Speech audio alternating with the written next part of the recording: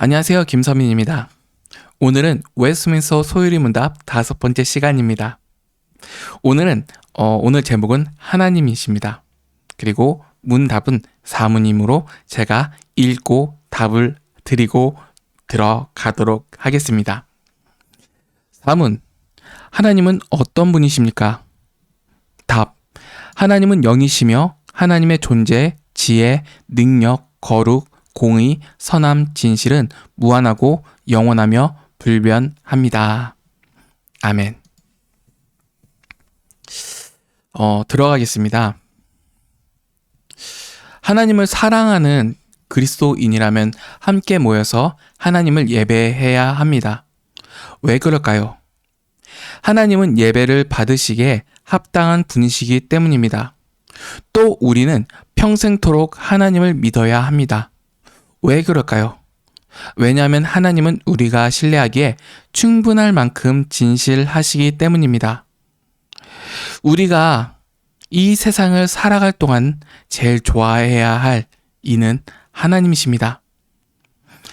하나님은 우리가 좋아하고 사랑할 만한 분이시기 때문입니다. 그렇습니다. 이처럼 우리가 하나님을 아는 만큼 하나님께 온전한 예배를 드릴 수 있습니다. 저는 이번 사문을 준비하면서 좀 여러 가지 고민이 많이 되었습니다.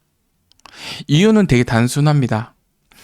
현실의 교회를 보면 많은 사람들이 교회에 대해서 얘기하고 예배에 대해서 얘기하고 또는 어떻게 살아가야 되는지 윤리에 대해서 얘기를 많이 합니다. 또한 어떤 교회에서 분쟁이 일어나면 막 멱살 잡고 싸우면서 네가 옳다 내가 옳다라고 온갖 논쟁들이 들어가긴 하는데 자세히 들어보면 결국 하나님이 안 계십니다. 우리는 아는 하나님을 예배합니다. 예배의 대상을 아는 것이 당연하고 예배의 대상이 어떤 분이신지에 대해서 아는 것이 당연합니다. 그러나 우리는 그 수많은 시간 동안 예배에 들어가고 또한 교회에서 수많은 논쟁들을 보고 또한 저 같은 목회자들을 판단할 때도 그 안에 하나님이 계셨나요? 아니요, 모르는 하나님에 대해서 자기가 만들어낸 하나님 몇 구절 뚝 떼다가 하나님은 이런 분이다 내 편한 대로 해석하고 그리고 그 잣대로 사람들과 교회를 평가하지 않았는가요? 소요리 문답 4번째 질문은 하나님은 어떤 분이신가를 묻는 중요한 질문입니다. 우리가 이 질문에 한마디로 말하긴 어렵습니다. 왜냐하면 창세기부터 요한계시록까지 다 설명해 놓아야 하나님을 그나마 설명해 놓을 수 있기 때문이죠. 평생 같은 장과 같은 절을 읽어도 매일마다 깊게 알려주시는 하나님을 체험합니다. 그리고 우리는 성경을 읽을 때마다 압니다. 알아갑니다. 뭐요? 나는 평생 가더라도 하나님 그 깊이에 대해서 완전하게 알 수가 없는 존재라는 것을 깨닫게 됩니다. 그래서 우리는 하나님을 아는데 어느 정도 한계가 있다는 것을 알죠. 그래서 믿음의 선배들은 우리의 신앙생활을 돕고자 긴 회의를 거친 끝에 하나님은 영이시며 하나님의 존재, 지혜, 능력, 거룩, 공의, 선함, 진실은 무한하고 영원하며 불변하다라는 말로 그 명료한 답변을 말해 놓았습니다. 오늘 이 시간 이 드러난 하나님에 대해서 함께 나눠보도록 하겠습니다. 첫 번째는 하나님은 영이시며 즉 영이신 하나님에 대해서 나눠보도록 하겠습니다. 하나님은 영이시다라는 말은 무슨 뜻일까요? 우리 몸과는 대비되는 존재라는 것입니다. 예수님께서 부활하신 후 사람들이 예수님을 무서워하자 내 손과 발을 만져보고 나인 줄 알아라. 나를 만져보라. 영은 살과 뼈가 없으되 나는 너희 보는 바와 같이 있느니라. 누가복음 24장 39절에 이렇게 말씀하셨습니다. 이를 통해서 영의 특징은 무엇인가요? 살과 뼈가 없습니다. 다시 말하면 영이라는 것은 육체, 몸이 없다라는 뜻입니다. 그런데 가끔 성경을 읽어보면 여호와의 눈이 있고 귀가 있고 손이 있다라고 말하는데, 이것은 자신을 설명할 때 인간 수준에 맞추어서 설명하신 것, 어려운 말로는 신인 동형문자 표현이라고 할 수 있습니다. 이것을 유의하셔야 되죠. 더불어서 우리가 한 가지 유의할 점은, 하나님께서 이 세상에 영으로 만드신 존재들이 또 있습니다. 천사, 사탄들이죠. 인간과는 좀 다릅니다. 천사들은 우리 사람들처럼 몸이 있는 존재가 아닙니다. 천사들은 영으로 지음받은 존재들이죠. 하나님께서 구약시대나 신약시대 초기에 사람들에게 천사를 보내실 때 우리가 이해할 수 있는 사람의 형상으로 잠시 보이도록 나타나셨던 것이지, 천사도 영적인 존재라는 것을 아셔야 됩니다. 더불어서 우리 사람 속에서도 영이 있죠. 우리가 부르는 우리의 마음, 우리의 정신, 우리의 영혼이라고 부르는 이것들은 우리의 몸과는 다릅니다. 하지만 하나님은 영이시다 라고 말할 때 천사들이나 사람들의 영은 유한합니다. 그리고 때로는 변질될 수 있습니다. 그러나 하나님은 영이시지만 무한하고 영원하시고 불변하시다 라는 것을 기억하셔야 할 것입니다. 한번 그 영원하고 무한하시고 불변하신다 라는 것에 대해서 나눠보도록 하겠습니다. 우리가 주목해야 될 점은, 하나님은 영이신데 하나님은 우리 인간을 만들 때 하나님의 형상을 따라 만드셨습니다. 인간을 지으실 때 하나님의 형상으로 지었다라는 것은 하나님을 닮도록 지으셨다라는 것이 있습니다. 이는 닮다라는 것은 비슷한 것도 있지만 완전히 같지 않다라는 것입니다. 그래서 소요리 문답 네 번째 답변은, 하나님이 우리와 다른 점이 무엇이고 같은 점이 무엇인지에 대해서 보여줍니다. 하나님은 영이시며 하나님의 존재, 지혜, 능력, 거룩, 공의, 선함, 진실, 이런 것들이 하나님과 닮은 점입니다. 인간도 영이 있죠. 그리고 존재를 하죠. 존재케 하셨으니까요. 그리고 하나님의 지혜에 따라서 살아가도록 하죠. 믿게 하죠. 그리고 그것을 드러내게 하죠. 그리고 능력까지도 하나님 능력을 드러내죠. 나라는 존재를 통해서요. 그리고 거룩하심을 드러내죠. 누구요? 나라는 존재를 통해서요. 그리고 공의와 선함, 진실을 나라는 사람을 통해서 드러내시기도 합니다. 닮아가는 거죠. 형상을 따라 살아가는 것이죠. 그런데 이어서 나오는 하나님은 무한하시고 영원하시고 불변하시다라는 것은 하나님만이 가지고 계신 성품입니다.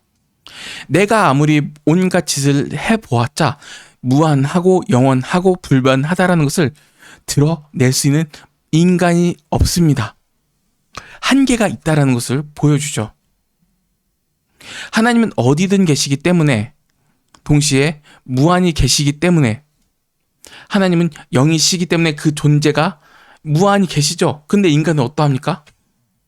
영은 존재하지만 영의 존재와 육의 존재가 유한하며 불변한 존재입니다. 그렇기 때문에 인간이 아니라 하나님이 참 예배를 받으실 분이라는 것을 우리는 여기서 깨달을 수 있습니다. 격차가 있으니까요.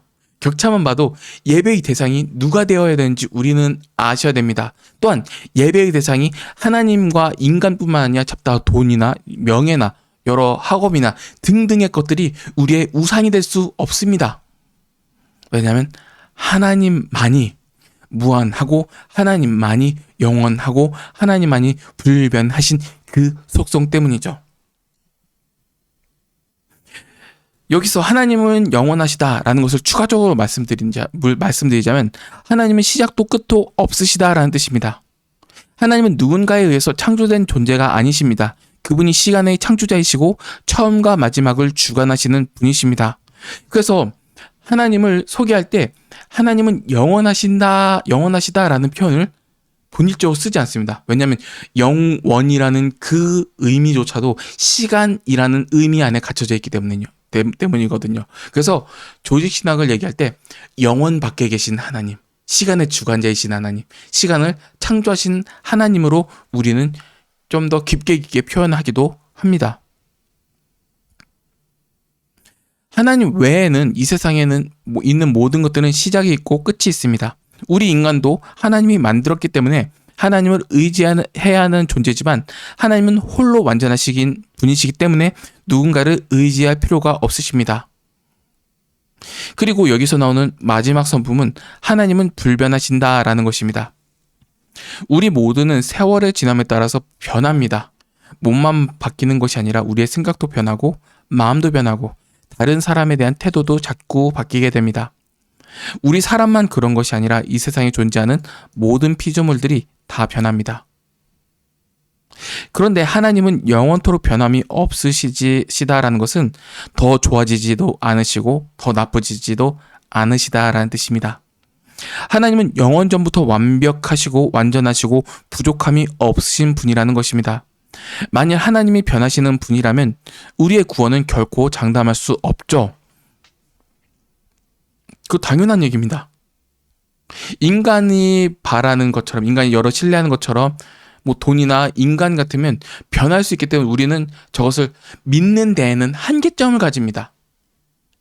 어느 정도 사람의 마음이 변할 수도 있고 돈의 가치가 떨어질 수 있고 여러 세상의 모든 의지하는 것들은 변하기에 우리는 의지하고 믿는 데에는 한계점이 분명히 있습니다. 그러나 우리가 든든히 찬양을 부르며 나아갈 수 있는 그 힘은 하나님은 불변하지 않으시기 때문에, 하나님은 변함이 없으시기 때문에, 완전하시기 때문에 우리는 세상이 잡다한 믿음의 내용과 달리 든든히 하나님을 믿으며 하나님의 약속이 변치 않으실 줄 믿기 때문에 우리는 우리의 구원에 대해서 불안에 떨지 않으며 살아갈 수 있습니다.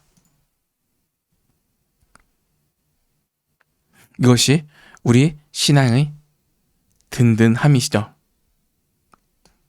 하나님은 무한하시기 때문에 하나님께 의지할 수 있는 인간이 될 수 있고, 하나님이 영원하시기 때문에 우리는 그가 주시는 영혼을 담보하면서 살아갈 수 있습니다.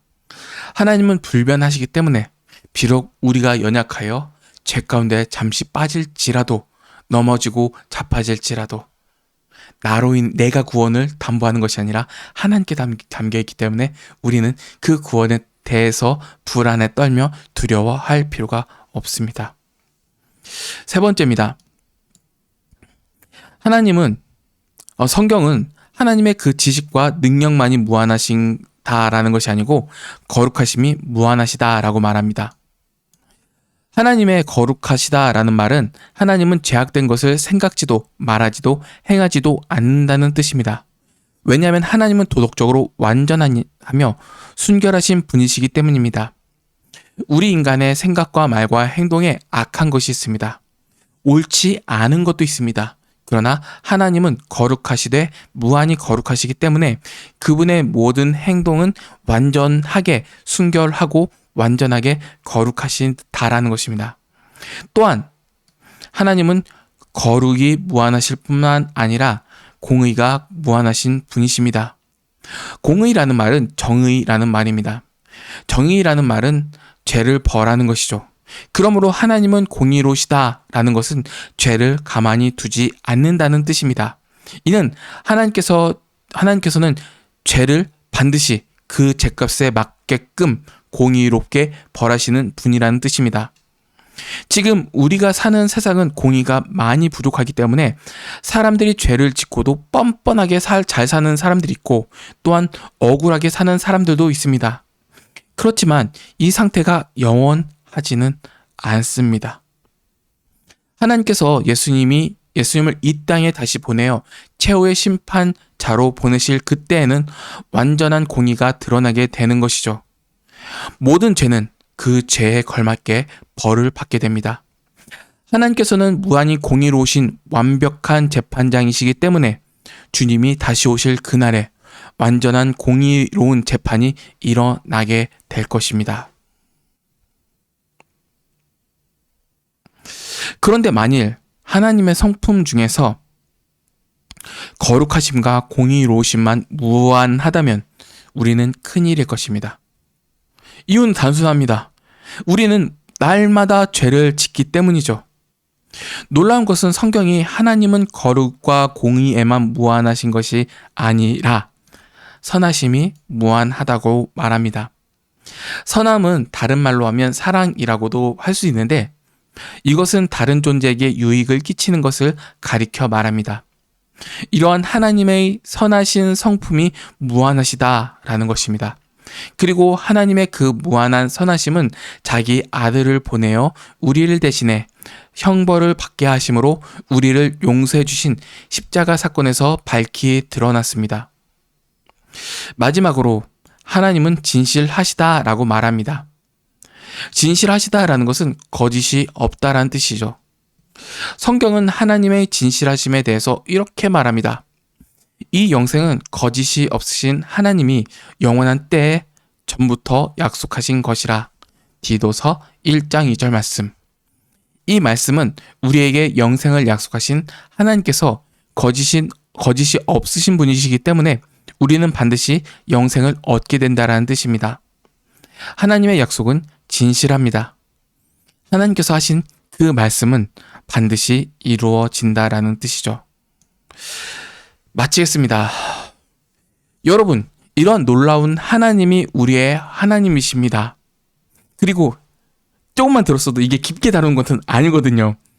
깊게 다루면 이거 하나님 영이시다라고 하면 막 진짜 몇 시간 따라 들어가야 돼. 아무튼 그렇습니다.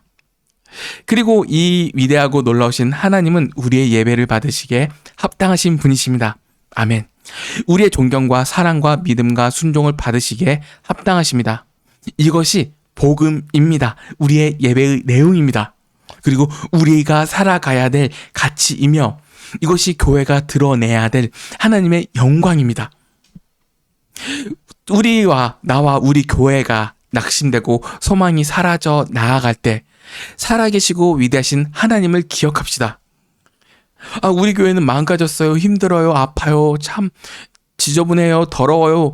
그렇게 하기 이전에 우리는 그러한 현실을 넘어서 그럼에도 우리를 사랑하시는 하나님을 바라봅시다. 하나님을 기억합시다. 그리고 앞으로 우리가 하나님을 아는 소식이 우리에게 복음이 되어서 복음으로 기뻐하고 복음으로 예배하고 복음으로 순종하는 자리에 날마다 더 나아가서 하나님의 참된 그 빛을 드러내는 우리 성도님들이 되시길 주님 안에서 간절히 바랄게요.